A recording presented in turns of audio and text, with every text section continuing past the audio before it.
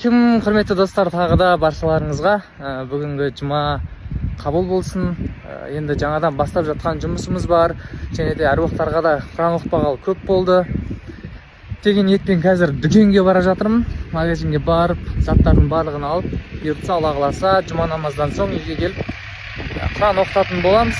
Толғана үйде ол қазір жет нанның, бауырсақтың қамына кірісіп жатыр. Ал мен үйге продуктын алып келем, фрукты, ана мынау деген сияқты. Сөйтіп өзіміздің жақындарымызды шақырып құран оқытатын боламыз үйде. Иншалла.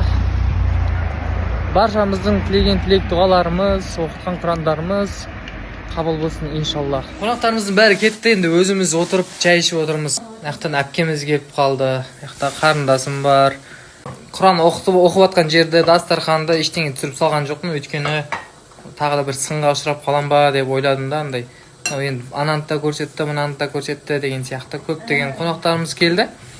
Шерхан келді, Ақтөбе келді, Ағзам братан келді, тағы да басқа братандарымыз келді, бауырларымыз келді, Сұлтан бауырымыз келді. Сөйтіп біраз отырып, құран оқып, бағыштап, сөйтіп өзіміз отырып чай ішіп отырмыз. Қазір жұмысқа кірісеміз, толғана екенбіз. Сонымен менде кешке қарай бокс, спарринг болады бүгін. Бұйыртса жұмыс бастаймыз. Өте күшті темалар бар. Бұйыртса сіздермен айтатын боламыз.